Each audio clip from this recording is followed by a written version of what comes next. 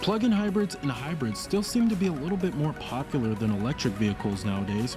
However, this isn't stopping automotive manufacturers from building electric cars. The Chevrolet Bolt is now Tesla's biggest threat, with Chevrolet building an electric vehicle that's not only very efficient, but also very affordable. So let's go ahead and check out and take a closer look at this 2017 Chevrolet Bolt.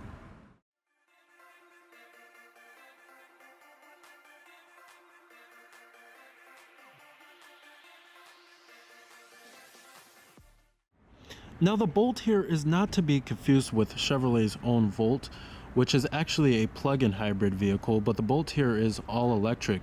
But it's a unique electric vehicle because it's the first one that's affordable and can actually go up to a decent mile range compared to other electric vehicles in this class. Now our Bolt we have here is the top of the line Premier, which comes with heated rear seats, full-on leather upholstery. You also do have ambient interior lighting, as well as Apple CarPlay and Android Auto. Now the base trim level on the Bolt here would be the LT. Here goes the key fob design for the vehicle. You do have your unlock, your lock, your remote engine start, as well as your panic alarm. I also love the color on our Bolts, very interesting looking. Now this color of the Bolt is known as the Orange Burst Metallic. You also do have smart key access on all four doors of the vehicle. Love this color because it really stands out. And you also do have a dark gray leather interior with this orange contrast stitching that matches the exterior. And then you also do have manual driver's seat adjustments as well as manual recline.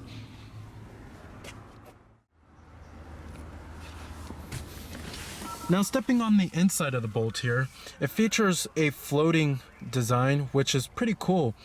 And you'll find that there's actually lots of space inside of here, even for a taller adult like me. You also do have push button ignition, just put your foot on the brake and hit the button to start.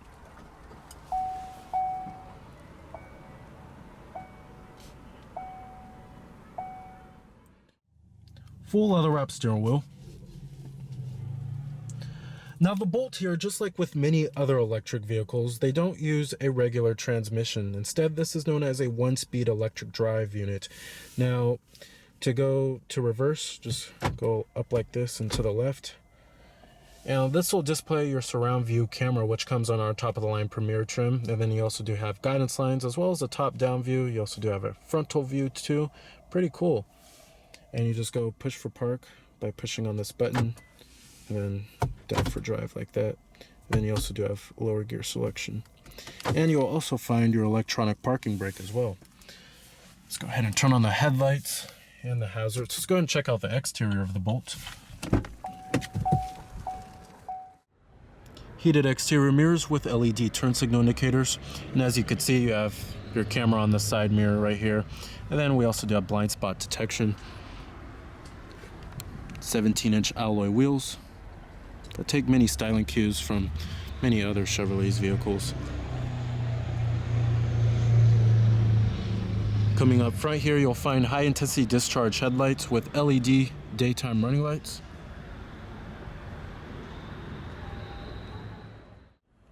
Now with the Bolt being an all-electric vehicle, there's no gas engine here, of course. It's powered by a 60 kilowatt lithium-ion battery pack, and you're looking at about 200 horsepower and 266 pound-feet of torque. Now Chevrolet also says that this vehicle could top out at 91 miles per hour and can do 0 to 60 in just under 7 seconds, which is quite impressive. What's also unique about the Bolt is that it's estimated to go about 238 miles when fully charged, which is actually about double the range of a typical electric vehicle, and it's very competitive against Tesla. Now when charging the Volt, you can use a 240 volt power outlet source, and you're looking at 25 miles per hour for charge. And then you can also go for the DC charging system, which actually charges the vehicle in about 30 minutes. That gives you about 90 miles of range.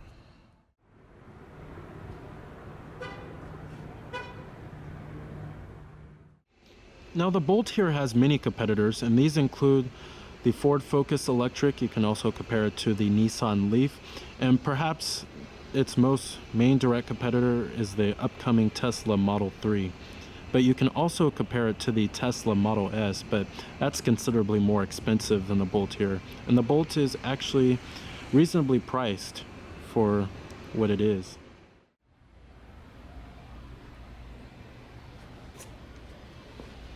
I love the design language of the Bolt. Kind of reminds me of the BMW i3 just a little bit. Coming to the rear, we also do have LED taillights and rear parking sensors, as well as a rear window wiper.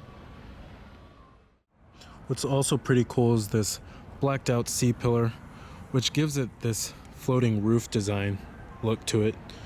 And then on our Premier trim, we also do get roof rails. Total vehicle price for our particular Bolt is $43,905.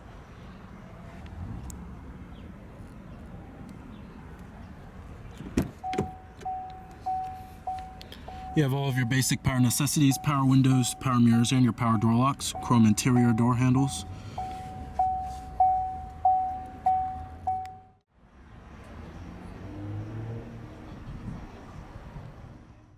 Now, interior quality in the Bolt is okay, but Chevrolet did have to sacrifice somewhere in order to get that 238 miles of range. But it's good in all of the important places, like on the armrest right here, but hard touch plastic on the upper door panel, and then it's soft touch on the center console lid. On top of the dashboard, all hard touch plastic. But I mean, you can't expect too much. This isn't supposed to be a luxury vehicle. If you are looking for better interior quality, then I suggest going with the Tesla probably. Now, coming to the steering wheel design here, this is pretty much the same design that you'll find in many of other Chevrolet's vehicles. However, it's simple and it works. And it is also heated, which is nice for those cold mornings. And you also do have front collision warning, and then lane departure warning, and then you have your controls for the TFT instrument cluster as well, and you have automatic high beams.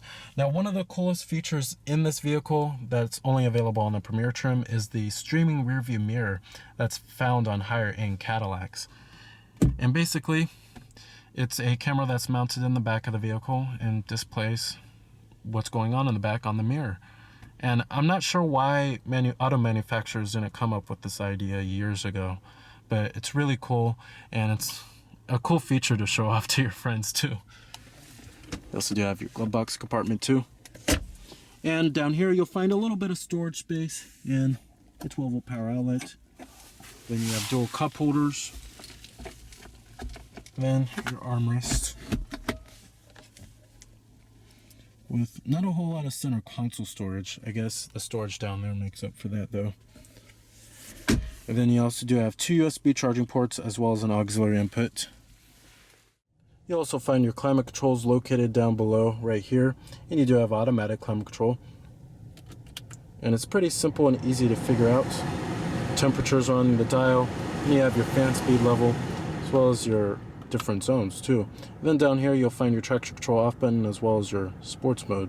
Now let's get to the infotainment system and the main head unit. Now this is my first time seeing this head unit before, and this is, I think, the only General Motors vehicle that has this head unit right now. But it's still the Chevrolet MyLink system, but as you can see, it's a redesigned interface, and it's very responsive, and it works fairly well, very simple, and they made it a much more intuitive interface this time around. Now your different audio sources do include all of the norm, and this is your home screen right here. You do have AM, FM, XM satellite radio, Bluetooth streaming audio, as well as your USB port with iPod integration and your auxiliary input. And then when you go to your home screen, which is right here, this is where it displays most of your important information, and it gives you like the kilowatt hours used, and then it gives you the miles traveled too since your last full charge. And then up here you also do have your digital clock as well as your exterior temperature readout. Also features 4G LTE Wi-Fi hotspot. And then this is your different menus. You have your phone. You can hook up your Bluetooth phone, have all of your contacts stored on here, and add your devices. We also do have your projection feature, which is Apple CarPlay and Android Auto, basically. And then your settings, many different settings that you can change on here. You have the teen driver management feature, which you can actually monitor how your teenager is driving. And then you have your radio settings. You can turn the rear seat reminder on or off if you would like, so you don't leave anyone in a hot vehicle or anything in a hot vehicle. And then you also do have your Apple CarPlay, Android Auto settings, so you can turn on or off, Wi-Fi settings, all that cool stuff. And then your gallery, but you have to have your USB port or your USB cord connected into the system. OnStar, and then you can access your camera too when you're unparked. And right here, if you go to energy, gives you your energy details since your last full charge. So it shows you the percentage like of your climate settings used, and then your driving and accessories, battery conditioning, and then your energy usage score. As you can see, this head unit is very responsive. I love it. Gives you also the efficiency history. And then you also do have your heated seats for the driver and the front passenger 3-stage, which are also automatic. You can also control your climate functions from the touchscreen too. Now overall, love this 10.2-inch touchscreen here, and it's standard on all bolts. We have a full-on TFT instrument cluster here that displays all of your vehicle information onto a little single screen. You have your digital speedometer. It also shows you what radio station is playing, shows you the power that is used, how many kilowatts are being used, and then also over here it shows you your estimated range that is left. And then you can also change your audio source from here if you would like, view your favorites, you can browse. And then you have your vehicle info too, like your trip odometer, follow distance, timer, average speed, tire pressure. Then your OnStar nav phone, you could change the layout if you want it from modern, classic, enhanced. Then your options too. You could change the units from miles to kilometers per hour. Then you have help. You could set the speed warning on or off if you would like. Pretty cool, and the graphics and the rendering are excellent behind this TFT instrument cluster. But overall, it is pretty useful too. And it works fairly well, and it's simple to use. Now, as far as the way the Bolt drives, you'll be pleasantly surprised on how this vehicle drives. And you'll be surprised on that this vehicle actually has a decent amount of power for being an electric car. I mean, with 266 pound-feet of torque and 200 horsepower, that's better than a lot of compact cars that just have a regular gas engine. And it actually has a little pick up and go to it, especially when you're passing up vehicles on the freeway and you're trying to, maneuver onto the freeway. And then also the handling and the steering, while it's not its expertise, it still is pretty good. I mean, you can feel for where this vehicle is trying to go. It doesn't have a numb or a vague feeling. And the ride is also pretty comfortable too. But with 238 miles of estimated range on a full charge, that's pretty good for a vehicle that's fairly affordable, and you don't have to spend a whole lump sum of money just to get that. And I think the Bolt is an excellent choice out there if you're looking for a vehicle that's relatively affordable and also provides a good amount of estimated range. And many electric cars that are out there that are on the cheaper side don't have the range that the Bolt has. I mean, a lot of them only have up to maybe say 100 miles of estimated range on a full charge, which is a little disappointing. And us Americans, we like to drive everywhere. Driving is in our nature. So I think the Bolt is actually a really good choice out there if you're looking for an affordable electric car that actually has a decent amount of range. And not to mention that the handling is also decent, the ride is also comfortable. It's a really good vehicle to drive, especially on a daily basis. All right, and let's go ahead and check out the rest of the Bolt. Let's go ahead and check out the rear seat, passenger seats, as well as the cargo space. Interior quality kind of follows through in the rear, cheapens out back here all the way. But what's also quite interesting is that you do have heated rear seats, which comes on our Premier trim. And then the rear seats also do fold down just by pushing on this little tab right here.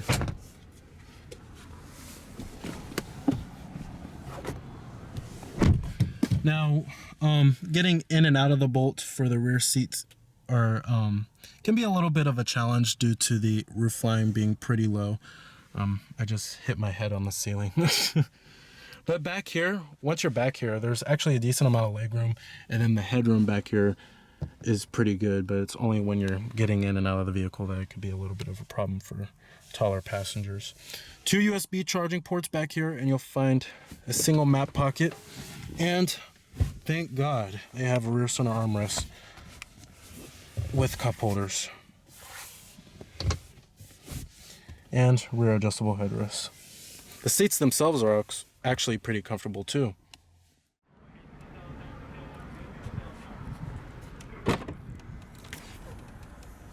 Cargo space isn't too bad here. The load floor height is a little high, but not too shabby. That's to accommodate the battery pack. But when you fold the rear seats down, you do get a decent amount of cargo space.